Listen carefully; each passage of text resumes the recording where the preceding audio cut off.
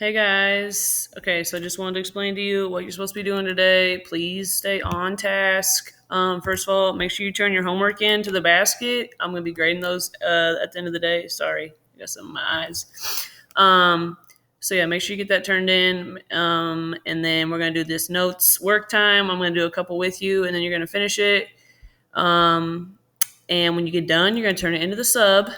And then once you turn it into the sub, he or she will give you the second assignment, which will be some task cards that are going to be posted right here tomorrow morning because I'm recording this the day before.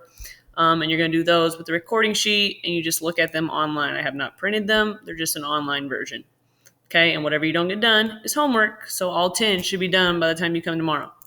Okay, so again, the sub should have handed this to you already. If not, go get one, please. And we're just going to walk through this, the first two, and you should catch on real quick. So here we go. All right, let me see if I can get this right. Okay. Oh, shoot. Time out. I forgot I got to put this in Cami. Export to Cami. Make sure your name's on your paper. Okay. Make sure you guys remember you have a quiz over this on Friday. Okay, so we're going to read the inequality word problem, then we're going to write the inequality, solve it, name 3 possible solutions, and graph it. So first one here. I don't know who made these names up. Vivka has $80 to buy for gifts for her friend. So I'm going to underline that. That's probably important information. She is hoping to buy 2 books at price X dollars each. She also wants to buy her best friend a $20 video game. All very important. Write an inequality, or the inequality represents the possible cost of each book B. Whoa, I got way too many variables going on here. That Vivka can buy so that her total is no more than $80. Okay, so I don't know why I have 2 different variables. We're just going to go with X here. I should have put X on both. My bad there. So these should both say X. So I have $80 total. What am I going to spend my money on? I want to buy 2 books at X amount each, so 2X. And then I also bought her a $20 video game, so plus 20 can be no more than $80, which is the same as saying less than or equal to 80. Sorry, I kind of went over the line there. It's hard to write with this little stylist. Okay, so that is my inequality. Now we're going to solve it, which should be fairly easy if you paid attention yesterday. So minus 20, 2x is less than or equal to 60. Divide both sides by 2. So that means x has to be less than or equal to 30. So that means I can buy, each book, because x represents the cost, each book has to be $30 or less. Okay, again, if you need to pause or rewind to watch this again, go for it. Okay, so 3 possible solutions. What are 3 numbers that are less than or equal to 30? That would be 30 would work, 29, 28. Of course, you can pick any 3 as long as it's less than or equal to 30. And then let's put it on a number line. So I'm going to put 30 in the middle, 29, 31. Should be a closed circle pointing to the left. Again, pause if you need to. That is the answer. So again, it would have to be $30 or less per book. Let's keep going. I'm only doing 2 with you. Notice again, I did circle, highlight, underline keywords here. So just analyzing the word problem.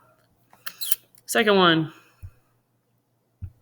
Rita wants to score more than an 80 points on her final test. The test is made up of 2-point questions and 1 20-point essay. If she scores all 20 on the essay, the inequality represents the number of 2-point questions, Q, she must get in order to score greater than an 80 on the test. So what is making up her score? Well, she got a perfect on the essay, which was 20. That plus What else was on the test? These 2-point questions. And she got Q amount right. So we're just going to use Q because that's what we're trying to find. And she wants to score greater than an 80. So greater than is this symbol, 80. It doesn't say she wants to get an 80. She wants to get greater than an 80. So I did not put the bar underneath. Okay, sorry, again, I went outside the box. Okay, so now let's solve. So you move the constant first, which is a 20. So I'm going to minus 20, minus 20. Oh, one more thing. You technically could put this in the other order, the 20 plus 2q. You could put 2q plus 20. Same with this one up here. You could have put 20 plus 2x. Order doesn't matter when you add two numbers, okay?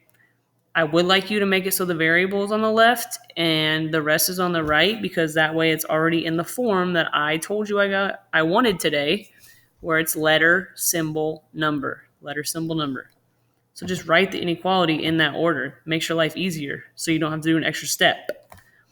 Okay, so 2q is greater than 60.